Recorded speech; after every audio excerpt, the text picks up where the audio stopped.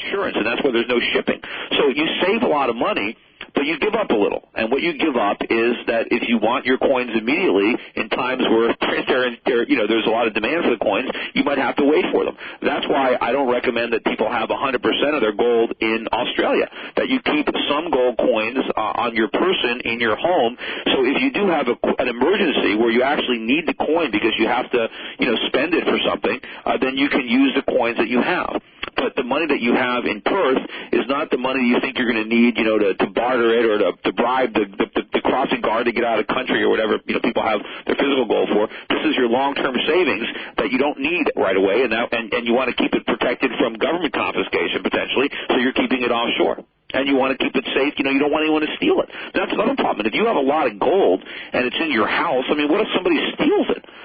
I think it's safe if it's in a government vault in Australia where the government says, hey, we guarantee it's there. And if they don't honor their commitment, you've got private insurance through Lloyd's of London. Where can you get that kind of guarantee, on another storage facility? I haven't found one. And I think a lot of people criticize Perth Mint because they're competitors, and it's really a good product, and people might be buying it, and it's hurting their business.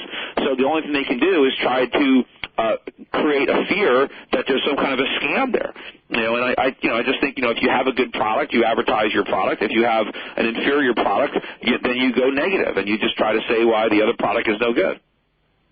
Okay, very good. Last question. Could you compare the, I had seen some commentary recently about the dollar, and they're comparing it basically to Japan in the late 80s and 90s, and how Japan's central bank had dropped their interest. Yeah, is this still Matt from Ohio? Yes. Yeah, we're taking a little bit too much time because I have one more caller to go. But I'll quickly say that the U.S. is not Japan. Japan is in much better shape than the United States. We're not going to have the Japanese problem. We're going to have something much worse because Japan was a wealthy nation. Japan had a lot of savings. Japan was a major exporter of manufactured goods. We're not. We're the opposite of Japan. If we follow the big government intervention policies of Japan, it'll destroy our economy, destroy our currency, which is exactly what's happening. Anyway, thanks for the call. Let me take the last caller, which is Frank from Washington. Hi, Peter. How you doing? Good. What's your call? We got about 3 minutes. Matt stole part of my question. I believe it was Jason Hummer from SilverStockReport.com that was writing about the Perth Mint, whether or not they had the bullion on hand. And since you pretty much explained that one, I'll pass on that. Next comment would be Mike Chedlock, I believe, Mitch. You counter some of his rebuttals to your points toward. I'm having a hard time understanding your question. I can't make out what you're saying. I'm asking about your comments with Mike Chedlock, where he's saying no way, there's no inflation coming. Where okay, that's just nonsense. There is massive inflation. We are printing money like crazy right now. That is the definition of inflation.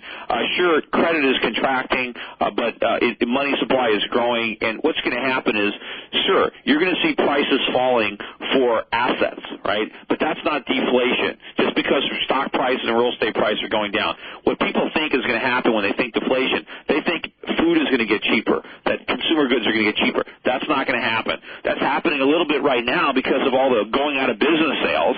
Plus, all these companies are liquidating their inventory because nobody can afford it. But that's not deflation. That is not going to be a persistent fall in prices. It's going to be a one-time event.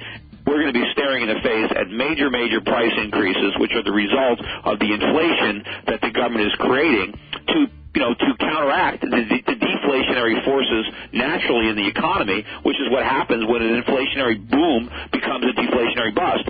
But in a fiat monetary system like the one that we have, we risk hyperinflation and runaway inflation. That is the real risk. Anyway, thanks again, everybody. We're running out of time. Again, go to the website, www.europac.net. Call us toll-free, 800-727-7922. Make sure and pick up a copy of Crash Proof or the new Little Book of Bull Moves and Bear Markets. I think both those books would make good Christmas presents if you're looking for gifts, so don't forget to buy for your friends. Anyway, thanks again, everybody. I'll be back again next week for another live episode of Wall Street Unspun, a midweek market outlook.